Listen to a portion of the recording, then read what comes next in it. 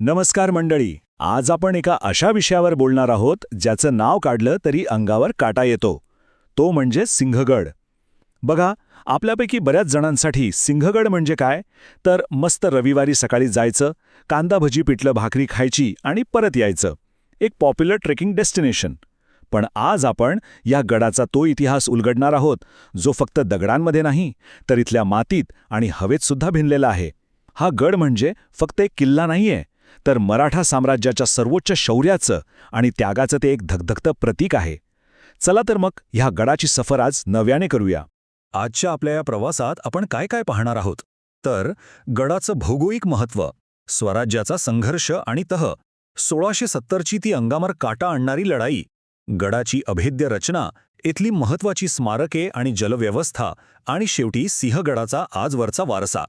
तर सुरुवात करूया पहिल्या भागापासून. भौगोलिक आणि रणनीतिकदृष्ट्या हा गड किती महत्त्वाचा होता, म्हणजेच थोडक्यात पुण्यावरचा हा रक्षक कसा होता ते पाहूया.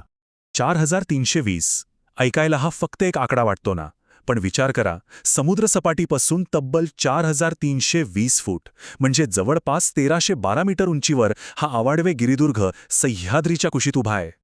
एवढ्या प्रचंड उंचीवरून आजूबाजूच्या सगळ्याच प्रदेशावर अगदी बारीक नजर ठेवता यायची. यावरूनच आपल्याला कळतं की हा किल्ला केवढा भव्य आणि भौगोलिकदृष्ट्या किती वर्चस्व गाजवणारा होता. आता बघा, हा नुसता उंच डोंगर नक्कीच नव्हता. हा होता पुणे, राजगड आणि तोरणा या अत्यंत महत्त्वाच्या ठिकाणांचा खऱ्या अर्थाने रक्षक. एक गोष्ट अगदी स्पष्ट होती, ज्याच्या हाती सिंहगड त्याचं संपूर्ण पुणे शहरावर आणि आसपासच्या सगळ्या प्रदेशावर एक छत्री वर्चस्व.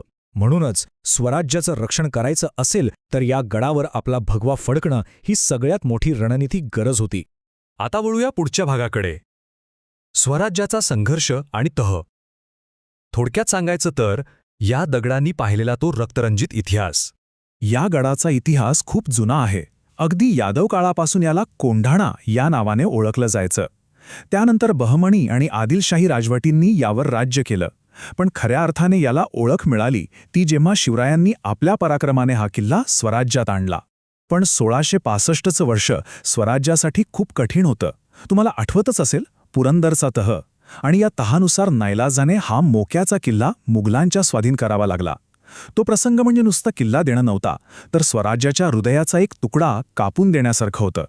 आणि यातूनच उभा राहिला आपला पुढचा भाग, 1670ची ती ऐतिहासिक लढाई, म्हणजेच मध्यरात्रीचा तो सिंहाचा हल्ला. मुघलांच्या घशातून हा गड परत आणणं ही आता स्वराज्याची अस्मिता बनली होती. महाराजांनी निश्चय केला आणि ही अत्यंत अवघड मोहीम सोपवली ती नरवीर तानाजी मालुसर यांच्यावर. तो प्रसंग डोळ्यासमोर उभा करा.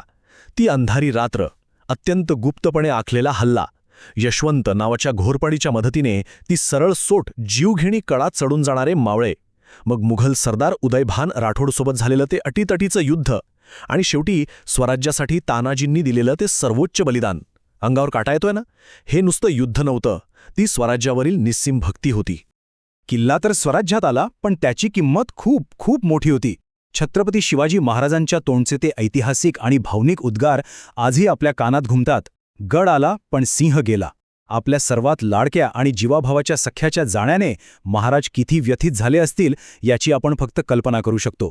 याच असीम बलिदानाचा कायमस्वरूपी आदर राखण्यासाठी महाराजांनी कोंढाण्याचं नाव बदलून सिंहगड ठेवलं. तो इतिहास आजही त्या दगडांमध्ये जिवंत आहे.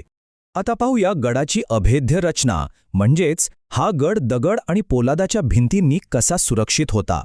तुम्ही कधी गडाचे दरवाजे नीट पाहिलेत? पुणे दरवाजा आणि कल्याण दरवाजा हे दरवाजे प्रचंड मजबूत आहेत आणि सर्वात महत्त्वाचं म्हणजे ते वळणदार आहेत. आता हे वळणदार का, तर शत्रूने कितीही मोठा हत्ती आणून दरवाजाला धडक मारायचा प्रयत्न केला तरी या वळणामुळे हत्तीला वेग घेताच यायचा नाही. एक भन्नाट स्ट्रॅटेजी.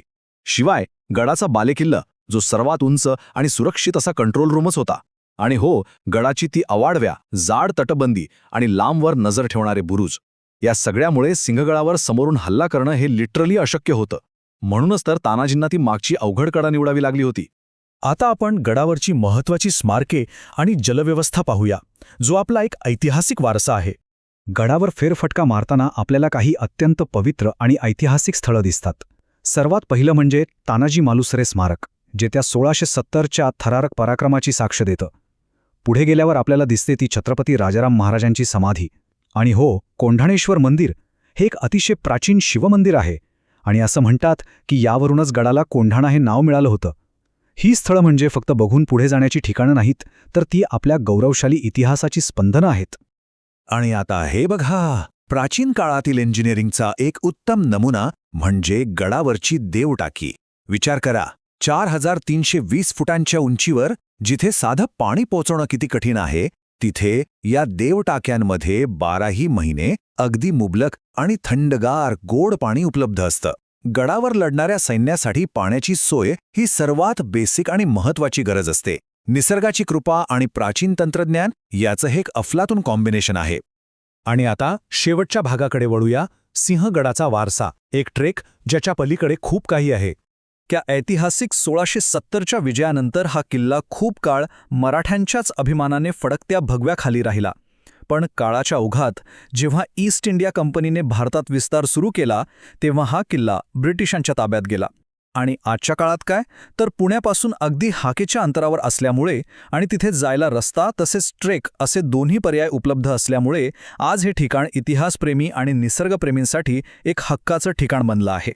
आजची ही चर्चा थांबवताना एक प्रश्न नक्कीच मनात येतो आणि तो मी तुम्हालाही विचारू इच्छितो. आज जेव्हा आपण सिंहगडाच्या त्या कड्यावर उभं राहून मस्त भजी खात तिथला निसर्ग अनुभवतो, ती थंड हवा अंगावर घेतो, तेव्हा खरोखरच आपल्याला त्या स्वराज्याच्या अमूल्य किमतीची जाणीव असते का? तो दगड, ती माती हा नुसता एक किल्ला नाहीये, तर ती नरवीर तानाजी मालुसरे आणि त्यांच्या मावळ्यांच्या रक्ताने पावन झालेली एक वेदी आहे. पुढच्या वेळी जेव्हा तुम्ही गडावर जाल ना, तेव्हा फक्त एक ट्रेक म्हणून जाऊ नका, त्या शौर्यगाथेचे साक्षीदार म्हणून तिथे उभं राहा. आजच्या या सफरीत माझ्यासोबत राहिल्याबद्दल खूप खूप धन्यवाद. आपण पुन्हा भेटूया अशाच एका नव्या आणि भन्नाट विषयासोबत. तोपर्यंत जय शिवराय.